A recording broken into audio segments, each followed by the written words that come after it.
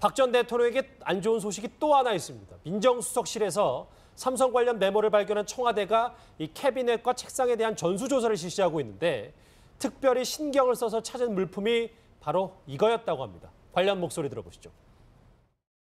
이게 그냥 시계가 아닙니다. 몰래카메라예요. 제2부속실에 왜 이런 몰래카메라가 필요합니까? 제가 확인한 바에 의하면 연설기록 비서관실에서 사용하려고 구입해서 지금 관리하고 있는 것으로 알고, 연설 비서관이 어떤 참고할 만한 자료가 있으면 녹음을 했다고 쓴다든지 꼭 그 몰래만 사용하는 건 아니겠죠. 네, 실제로 당시에 몰래카메라와 녹음기 같은 게 샀다 이래서 논란이 됐었는데 이게 진짜로 발견이 되면 좀 문제가 될 수도 있을 것 같아요.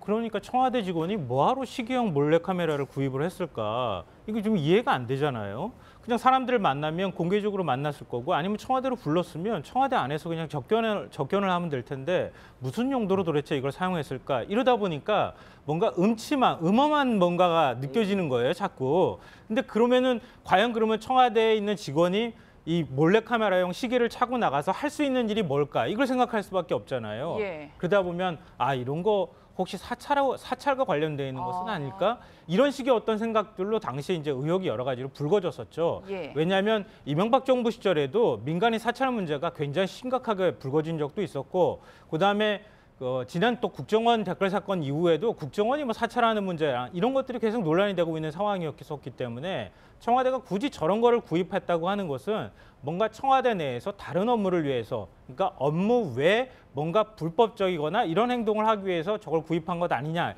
이런 의혹들이 굉장히 심각하게 제시가 됐었죠, 그때. 예. 이게 왜냐하면 캐비넷에서 민정수석실 그리고 정무수석실에서 예전 문건들이 속속 나오기 때문에 그러면 당시에 좀 불필요하게 샀다고 밝혀졌던 이 몰카는 도대체 어디 있느냐. 청와대에서는 여기 국정농단의 핵심 증거가 담겨 있을 거라고 지금 보고 있는 겁니까? 글쎄 민정수석실, 정무수석실 나온 문건이 그 남겨져 있었던 것도 이례적인 것이고 또 현 정부가 이 문제를 가지고 이제 국정농단의 어떤 유력한 증거라고 기자회견을 하는 것도 좀 우스꽝스러운데 우선 이제 몰래 카메라가 있었다라고 한다면 개인적으로도 궁금하지 않겠습니까? 그 카메라 안에 도대체 무슨 내용이 담겼는지. 그렇죠. 오늘 청와대 발로 이제 민정수석실 보안검색대를 철거하겠다는 뉴스가 나왔습니다. 예. 그러니까 몰래 카메라와 보안검색대 이 두 가지는 굉장히 청와대가 박근혜 정부 때 어떻게 작동이 됐는가를 보여주는 하나의 상징물 같은 것이거든요.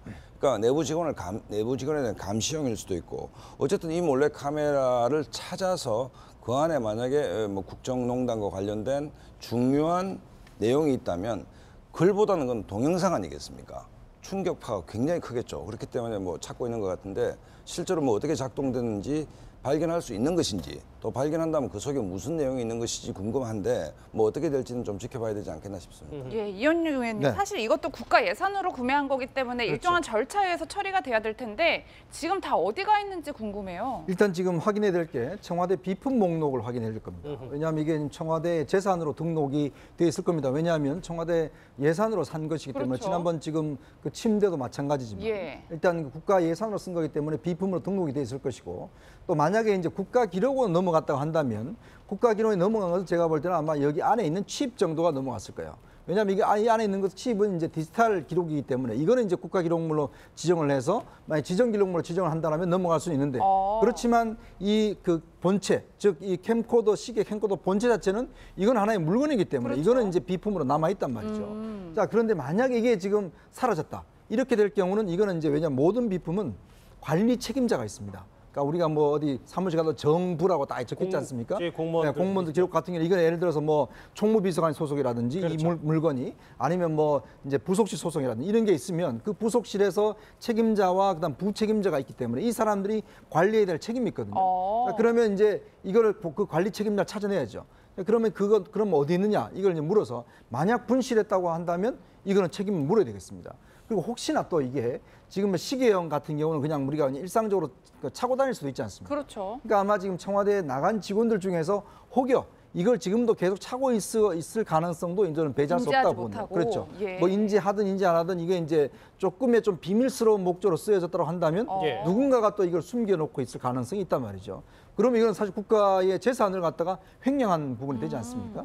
그렇기 때문에 일단 아마 지금 뭐 청와대가 다른 거 정신없어 그런지 모르겠지만 예. 일단 비품 목록을 먼저 확인하는 게 저는 순서인 것 같습니다. 예. 93만 원짜리 몰래카메라 어디 있을까요? 그리고 그 몰래카메라 내용 안엔 도대체 뭐가 있을까요? 좀 많이 궁금해졌습니다. 박 전 대통령 관련 소식 또 하나 있는데요. 이 납품업체인 카이의 비위 사실을 박 전 대통령이 미리 알고도 두둔했다, 비호했다는 의혹이 제기됐습니다. 먼저 이 방산 비리에 대한 박근혜 전 대통령의 과거 발언부터 들어보실까요? 최근 잇따라 제기된 방산 군납 비리와 같은 예산 집행 과정의 불법 행위는 안보에 누수를 가져오는 이적 행위로 규정하고 일벌백계 차원에서 강력히 척결해서 그 뿌리를 뽑을 것입니다. 이 방산 비리 관련해서 계속해서 뭐 고구마 줄기처럼 막 나오고 있긴 한데 박 전 대통령도 여기에 비위 첩보를 받고도 묵인했다 이런 게 나왔습니다. 그렇습니다. 카이인데 카이 지금 압수수색을 지금 하고 있었고 압수수색 결과가 나올 걸로 지금 보이는데 예전에 카이 대표 하성룡 씨가 고발된 적이 있는데 그 고발 내용은 뭐냐면 그 환율 차이를 이용해서 10억 이상의 어떤 금액을 횡령을 하고요.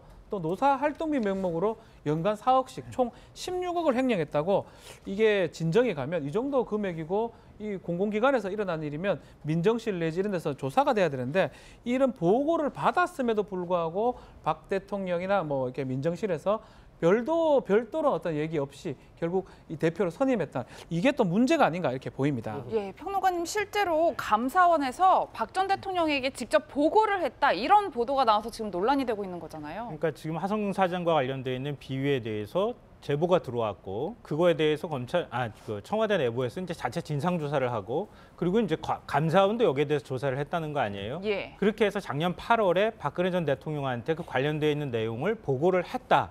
이건데 물론 감사원의 얘기나 주장은 조금 다릅니다. 그러니까 작년 10월에 감사위원회를 열어서 박 전 대통령한테 보고한 것과 상관없이 뭐 추가 조사를 하기로 했다. 그랬기 때문에 이번에 이제 발표를 하게 된 것이다. 이렇게 얘기를 하고 있는 것인데 그렇다 하더라도 기본적인 내용은 박 전 대통령이 보고받았을 가능성이 굉장히 높은 거죠.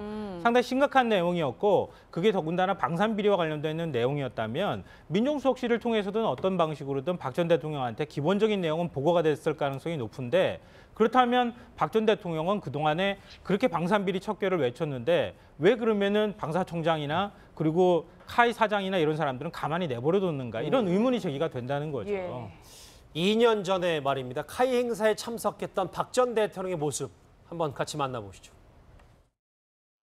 오늘은 대한민국 최초의 초음속 고등 훈련기 T-52, T-X로 다시 태어나서 전 세계에 처음으로 공개되는 뜻깊은 날입니다. 항공산업은 군용 기술과 민간 기술의 상호 전환이 용이하고 이종 산업 간 융합도 활발하기 때문에 커다란 부가가치 창출이 기대되는 창조 경제의 핵심 분야입니다.